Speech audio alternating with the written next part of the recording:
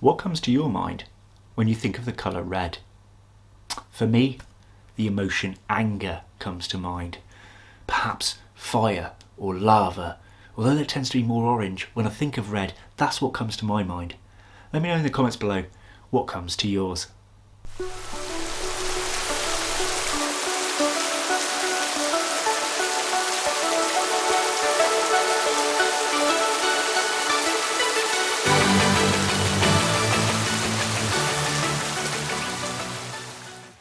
Hello and welcome back to Bug Realms. On this channel we like to discuss all things creepy crawly, so if that's something that interests you, please consider subscribing to the channel. So we're just going to jump straight in with today's video and you can see which animals I picked up in my large animal haul that I consider to be red. So here is the enclosure for our first red animal. And if you've guessed it right, yes, it is an Isopod enclosure. I do need to add a hide, and it is the A. vulgare red. This is a German line Armadillidium vulgare. I got these guys from Isopods online. One of my favourite places, as I have mentioned lately, from my very first order. So here's what they look like. Now they do look pretty orange, I'm not going to lie to you guys, but some of the reds can really come out specimen to specimen, and you can see some of these have a much deeper coloration where it is more red than orange. So please just take it from me that these guys can get pretty red. Now they have those nice golden speckles in there too, but I didn't want to put this under a gold video because they are the vulgare red line. You got to go in red. But look at this one. Unfortunately, one did not make it, but look how red it is. Whether that comes after they pass away or whether that's something completely different, maybe it's an age thing, maybe they change in age, I don't actually know the answer to that. But that was the only one out of everything I bought from Isopods online that didn't make it, one particular animal. But they'd given me enough for what I had paid for. They gave me more than what I had paid for. So Armadillidium, I say it often, these are my tanks of the Isopod world. I think they're absolutely stunning. As you can see, these guys are having a good old explore around the enclosure. Some going into the more darker regions, some hanging out on the top, and some just don't know what's going on. One of them's drunk on the left hand side there, he'd had too many from the party the night before. One of them's thinking, oh man, I'm going to have to clean this up before mum gets home. And the other one's like, yeah, let's just do a runner. Look how quickly I can make up a story just by looking at isopods. And you guys could do that too. I really want to get this hobby bigger because they are so fascinating to watch. And all the different colours and variations in the world of isopods is vast. And you can get so much enjoyment. And they're perfect for kids too. They're going to cause no harm, no biting, no scratching, no defensive behaviours. These guys are just perfect all over. And of course, keeping isopods opens your world to many different things. Some can go in bioactive enclosures, some can go in even slightly more arid type enclosures depending on where they're from. And these guys are just great cleanup crews all round. And you can see that this one is having a little explore. A lot of the times they do just run under the leaf when I've got the light on them. They don't want the light. And you can see this one here is more vibrant. It is more orange, especially around the skirt, but if you look in more into the center behind those golden markings, you can see that deeper red on the inside. Now I really want to play around with these guys. I want to keep them breeding and I want to see how red we can get them. I think it'll be super cool. Now you can tell there some of them have got golden marks, some of them have got cream marks, and this one looks more like it's got a bit of both, whereas these ones look a bit more on the golden side. Now it's weird because it looks like there's a layer of that red above the gold, which I just think is really, really pretty. It's almost like having jewellery. I call these guys my gemstones often. These are my red gemstones, my rubies of the collection. They've even got that kind of orange colour on the legs and the antenna, which is something you don't always see. Quite often you will just have pure white legs, pure grey legs. These guys have that tinges all over. And this one's walking around with a bit of last night's cake on his head from the party. having a little mooch around. So we're going to be moving on to the next animal now. What animal is this one? Before we continue this video, did you know that Buggrounds is affiliated with the Spidershop? So when you next need a stunning new tarantula, some healthy live food, well needed equipment, or just in the market for something unusual, please head over to the Spidershop via my personal and unique link in the description below. This won't cost you anything extra, but it gives me a little back in return for your loyalty. Thanks guys. Now back to the video. Okay, so here is the enclosure for the next one. Lots of rotten white wood, lots of leaf litter and all that goodness, bits of moss all mixed in all the way through the substrate. Quite a deep substrate but not a massive enclosure. What animal is going to be featured in here? Now this animal was purchased from the Spidershop and it is the sea annulatus or Centrolobus annulatus. I could have said that wrong. Common name of the fire armoured millipedes, at least that is the Spidershop's definition. So here they are, we got two of these millipedes, absolutely stunning. So these are unsexed mediums to sub-adults to adults.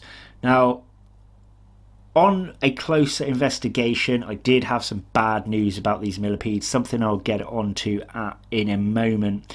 So I believe these are a Southern African species, something I would need to double check, where I keep them at a temperature around 22 degrees and kind of 70 to 80% humidity. They only grow around about the 6-7 centimetre mark, but look how striking their colour is. Now, can you spot there why I was a little disappointed? There was a gap between some segments of leg indicating that this millipede is male.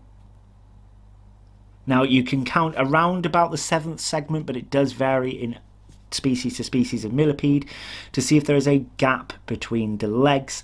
If there is, that refers to them as being male, as the females won't. There you can see there's a slight gap, and I believe they're called gonopods. Their reproductive organs are just there. It is quite hard to spot on this, but you can see that there is a gap there, right there. Now, why am I disappointed at a male? Because I want males and females. Now, at the start, when I initially spotted this, I was not really disappointed. But later on, I did find the other specimen to also end up male. So we will have to buy more of these guys if we want a breeding culture of them. A little bit gutted there, but you know, these things happen. I didn't specify what I was after. I didn't really want to hassle TSS with it, but we will look for some more. So that's the first one in. Really obvious gap in the legs, but really, really pretty, really pretty. You've got those blacks, you've got those reds. It's kind of slightly demonic in a really cute way. I love how millipedes walk around. I love the kind of waves in the legs, the way they move, all synchronized. And here is the second one. So it's a little bit harder to make out, but there we go. Big gap. Did you see that? Real big gap near the front there. And you can see as the legs have those fluid movements, it does lead to a space. So two males is gutting, but this kind of thing happens, and like I said, I'll just need to purchase some more. Now, I don't really know lifespans of these millipedes, but I'm going to say having two males without knowing their age, they may not even live that long. They may not have that long here in the realm. So when I next purchase from TSS, I will certainly be purchasing a couple more of these. A top tip for millipede keepers, get around 6 to 8 of the same species.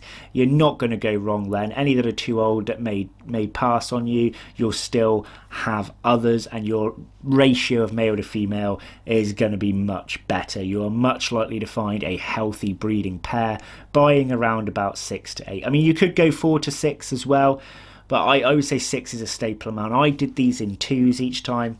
And this is the only pair of millipedes in this whole series that both ended up male. So we're going to move on to the last red one then. We have another enclosure right here of your typical isopod design, and that is because it does contain isopods. Again, I'm missing some bark for a hide here, but they can use the leaves in the meantime till I got some extra bark. And these are your Porcellio scaber larva, a species I did used to own. I have bred before, but when I got a little bit fed up of keeping isopods in my past, they weren't really a thing for me at that moment in time. I did end up passing them on, and now I regret it. I absolutely love Porcellio scaber. I love the shape of them, but larva especially has a little place in my heart, as it's not the first species I've bred, but it's one of the first 10 species of isopods that I ever bred. In fact, maybe even in the first 5.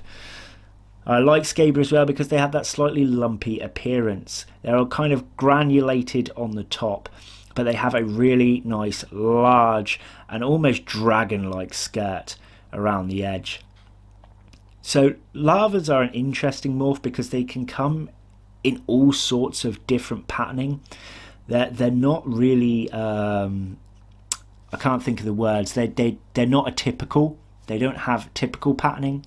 And some of these seem a little bit more calico, like the one at the very front that's slightly blurred. Seems that little bit more calico than larvae. Some of these are way more orange. Some of these are a bit more grey, and some of them just have that perfect mix of pattern. Now, I'm not sure if you can kind of work with it with larvas to try and get specific amounts in there by breeding only certain lines. Something that maybe I can mess with, but who knows, who knows. So I would say this is red and grey. Some may say orange and grey, but I really think red and grey. And I do have a plan for when these guys are breeding that I think you folks at home will thoroughly enjoy, but I need a fair amount of these larvas before I go with my plan. But it should be a pretty beautiful setup. Now, it's interesting to see that these guys had whiter legs underneath. I didn't remember that being the case the first time round, but it must have been, as all of them do so. I like when some of them are slightly darker around the eyes as well. It gives them that mischievous look. Now, scaber are pretty speedy as well, so I really enjoy that kind of speedier isopod. I think they make a really attractive home for you, visually for you guys to enjoy. And I love this shot of this one using its antenna to sense its surroundings. I hope you guys have enjoyed seeing our 3 lots of red animals in today's video. I thoroughly enjoyed filming them. Hello, mate. How you doing? Oh, look at that. See, isopods can be cute, right? They can definitely be cute. What a shot. I was so pleased with that. So you can see isopods do tend to bundle together as well, which means they don't take up as much space as some people seem to think. So that's going to be it from our red. Let's cut straight back to me. So I hope you guys enjoyed seeing our red animals. I know they kind of were more orange than red, but they are red, okay? They are red. Now, one of my favourites there, of course, was the pea scaber larva. As I said in the footage, it was a species I'd kept before, and I stupidly passed them on, and as soon as I've got them back, I can't help but keep looking at them. And I did mention before as well that I have what I think anyway is a really cool idea for them in the future. Now, I did say that I was going to wait for them to breed, but as a few weeks have passed since I took that footage, more and more stuff has been coming into my little brain, and I may have to purchase some more just to get this project underway. What's it going to be? Keep watching the channel. Videos are every Sunday. Let's finish off this series, and maybe, just maybe, when that's done, you might find out my plans for the pea scaber larva. Thanks for watching, guys. Take care. Bye bye.